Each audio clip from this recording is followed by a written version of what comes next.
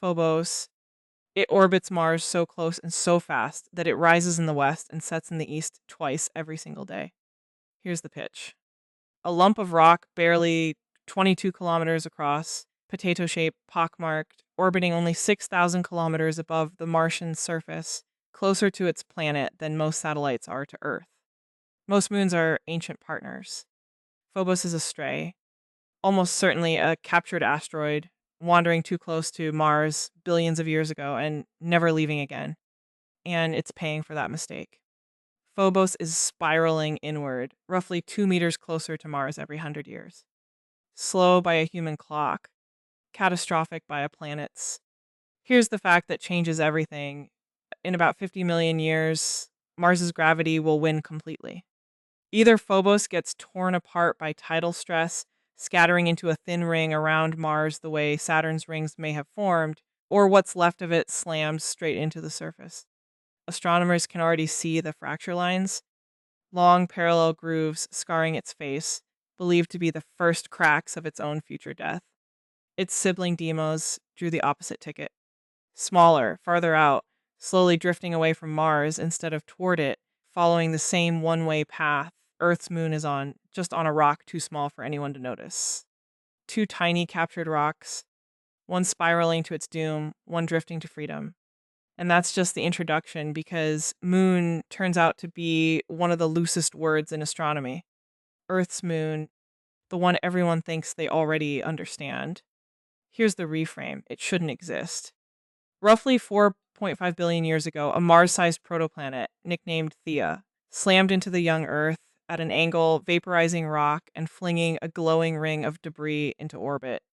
That debris collapsed into the moon in what may have been less than a century. Nothing else in the solar system formed quite like it. The numbers alone are strange. It's disproportionately huge compared to its planet, over a quarter of Earth's diameter, the largest moon relative to its host planet in the entire solar system except Charon. It's tidally locked, always showing Earth the same face, the far side hidden from every human eye until spacecraft finally photographed it in 1959. Here's the fact that changes everything: it's leaving. The moon drifts away from Earth at 3.8 centimeters a year, dragged outward by the same tides it creates. Billions of years ago, it hung in the sky nearly 3 times larger than it does now. Billions of years from now, it will sit too far away to fully eclipse the sun, and that tidal drag isn't cosmetic. It's load-bearing.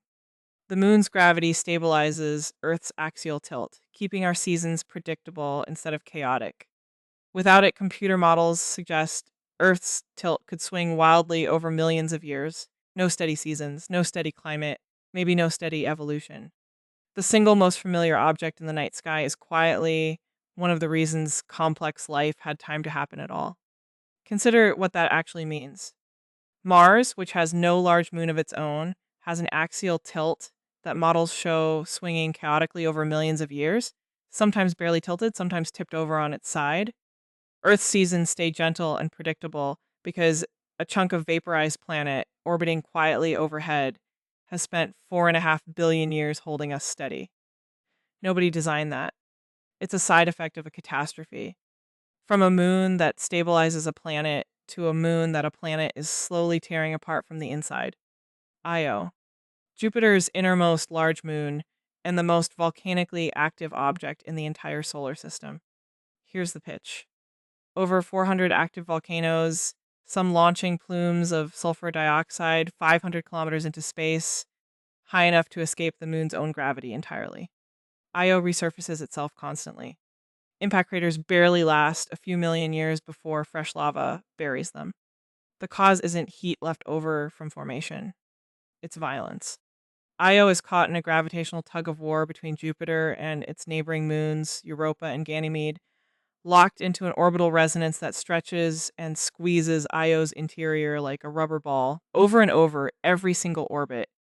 Here's the fact that changes everything: that squeezing generates more internal heat than actual radioactive decay does inside Earth.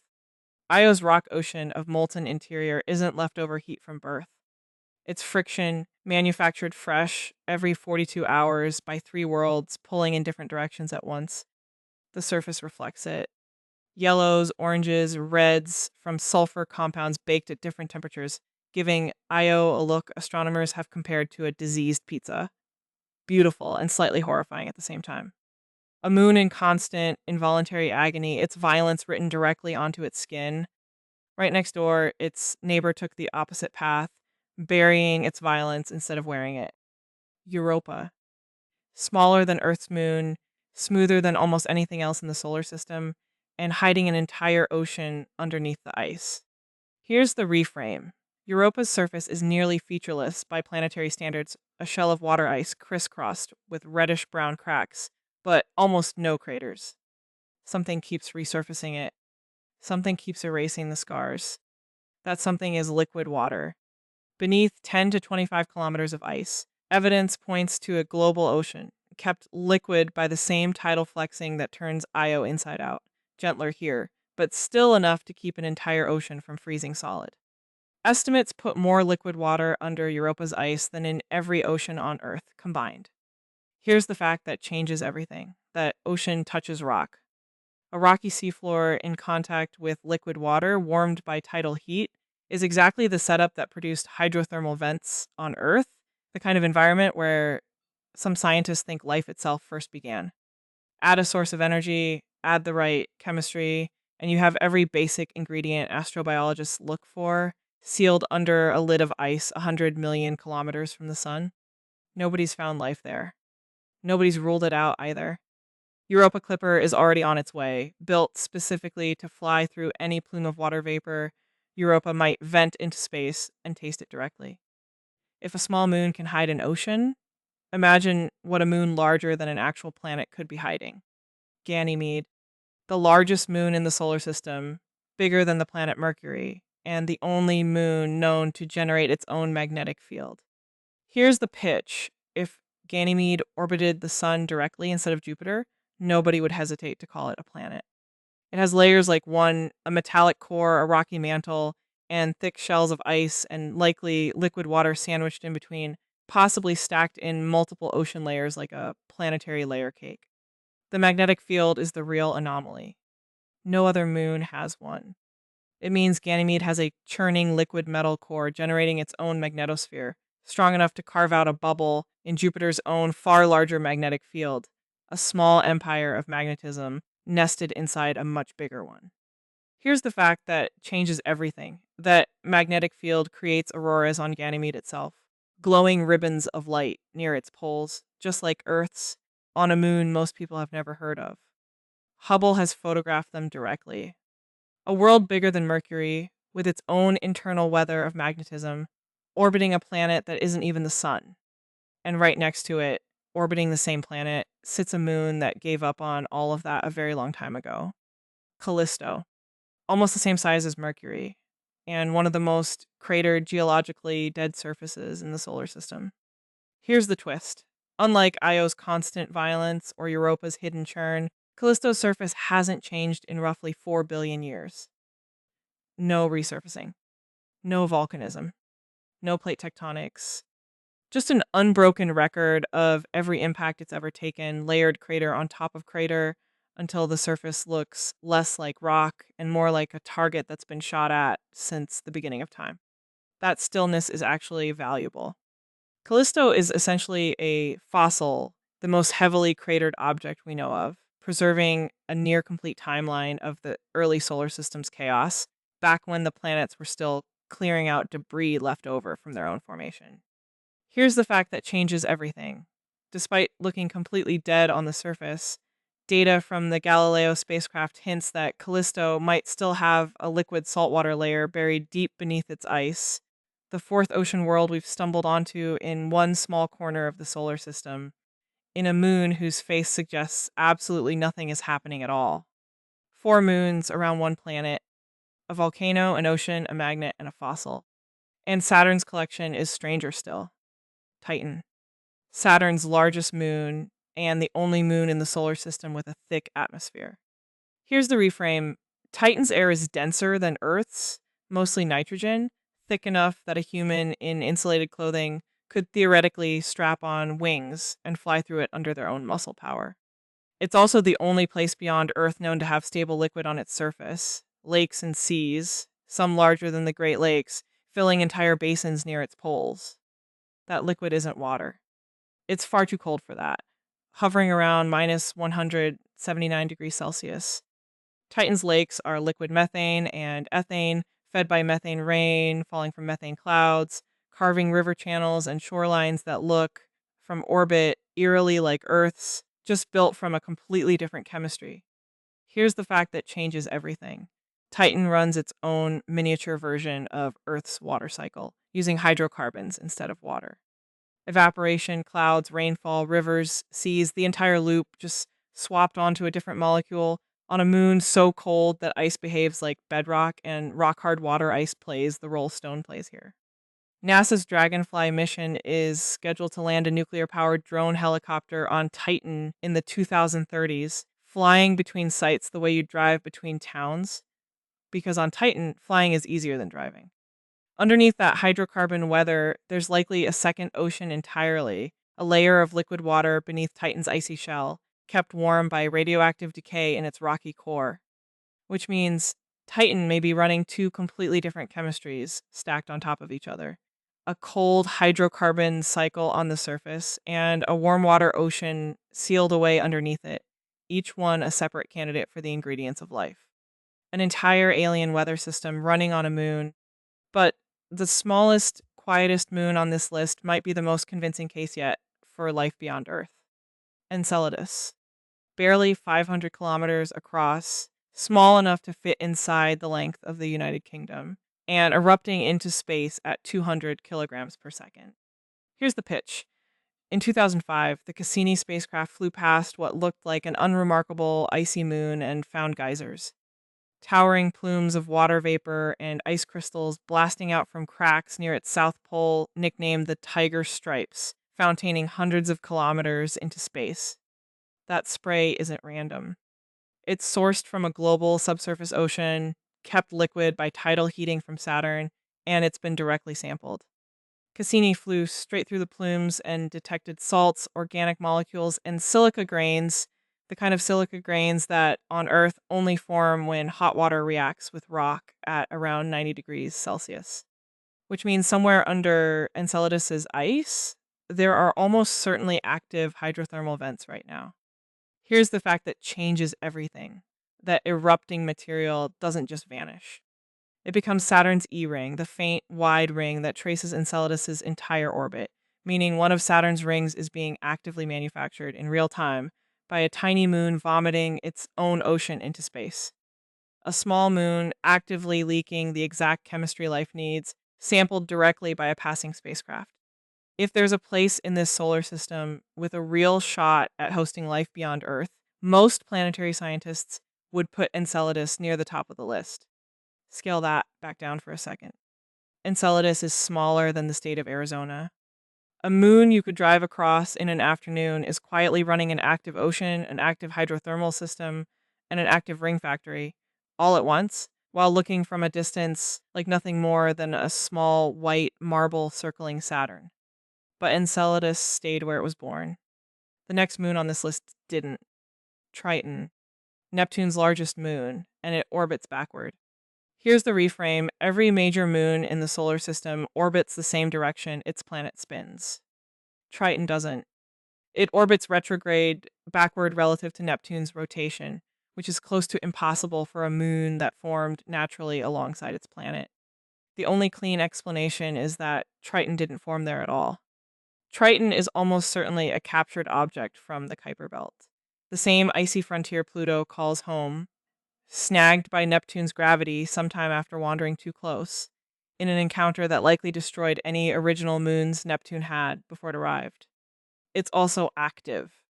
Voyager 2 photographed nitrogen geysers erupting from its frozen surface in 9,989, dark plumes of nitrogen gas and dust rising kilometers into the thin atmosphere and drifting downwind, active geology on a world colder than almost anywhere else photographed up close. Here's the fact that changes everything. That backward orbit is a slow death sentence. Because Triton moves against Neptune's rotation, tidal forces are dragging it inward instead of pushing it outward, the opposite of what's happening to Earth's moon. In 3 to 4 billion years, Triton will cross the Roche limit and be torn apart, almost certainly forming a ring system around Neptune that could, for a while, rival Saturn's. A moon that was kidnapped, still geologically alive, on a collision course with its own gravitational shredding. Compared to that, the next system barely counts as a planet with a moon at all. Charon, Pluto's largest moon, except calling it a moon undersells what's actually happening. Here's the twist. Charon is over half Pluto's diameter, making it, relative to its parent, the largest moon in the solar system by far, proportionally many times bigger than Earth's moon is to Earth. The two are locked in a mutual tidal embrace so complete that Pluto and Charon are tidally locked to each other. Not one way like Earth and its moon, both ways. Pluto always shows Charon the same face. Charon always shows Pluto the same face. Two worlds frozen staring at each other forever. Here's the fact that changes everything. Their shared center of gravity, the barycenter, both bodies actually orbit, sits outside Pluto entirely, floating in the empty space between them. By the strict definition astronomers use, that makes Pluto-Charon less a planet and moon pair and more a binary system, two worlds orbiting a shared point in space, not one world orbiting the other. New Horizons flew past in 2015 and found a moon with a massive canyon system stretching thousands of kilometers and a strange reddish cap at its north pole, colored, most likely, by gases escaping Pluto's own thin atmosphere, drifting across space and freezing onto Charon's ice. Pluto is quite literally painting its companion, a binary world at the edge of the solar system staring itself down for eternity. And that's before you leave the solar system entirely. Rogue moons and exomoons, the category that breaks the rule that a moon needs a planet at all. Here's the reframe. Computer simulations of young solar systems show that moons don't always survive their own planet's chaos. Close gravitational encounters, near collisions between forming planets, can fling a moon completely free, ejected into interstellar space, no longer orbiting anything, just drifting alone through the dark forever. Astronomers have a name for this hypothetical population: plunettes, freed moons wandering the galaxy with no planet left to call home. And beyond our own solar system, the hunt for actual exomoons, moons orbiting planets around other stars, has produced exactly one serious candidate. Kepler negative 1625 Bi, spotted in data from the Kepler Space Telescope, appears to be a moon roughly the size of Neptune orbiting a Jupiter-sized planet 9,000 light years away. Here's the fact that changes everything. Nobody has confirmed it. The signal is faint, contested, right at the edge of what current telescopes can even detect, and years of follow-up observations still haven't settled the argument either way. If it's real, it means moons the size of entire planets can exist elsewhere in the galaxy. If it's not, it means our search for exomoons hasn't actually found one yet, after decades of looking and thousands of confirmed exoplanets already cataloged. Somewhere out there, if the simulations are right, there are moons with no planet at all, drifting alone, in permanent darkness, belonging to nothing. So look at everything gathered in one list: a captured rock spiraling to its own destruction, a giant impact survivor slowly leaving its planet behind, a volcanic moon in constant agony, an ocean sealed under ice, a magnet bigger than Mercury, a fossil hiding a fourth ocean nobody expected, a moon running its own alien weather system, a tiny world spraying its ocean into space and building a ring out of the leak, a kidnapped moon orbiting backward toward its own eventual shredding, a binary world locked in eternal mutual stare, and somewhere past all of it, moons with no planet at all, drifting free in the dark. Moon was never one thing. It's a job description, not a species, a role any object can fill if gravity happens to catch it at the right moment, in the right place, at the right time. Some are boring rock. Some are furnaces. Some are oceans wearing an ice mask. Some are doomed, and know it, in the slow way only orbital mechanics can be doomed. Earth happens to have one of the planar ones. Gray, quiet, cratered, comfortingly familiar, And still, underneath all that familiarity, it's a chunk of vaporized Earth that assembled itself in less time than it takes most civilizations to rise and fall. And it's been quietly stabilizing this planet's seasons for 4.5 billion years without once being asked. Not bad for a rock that used to be us.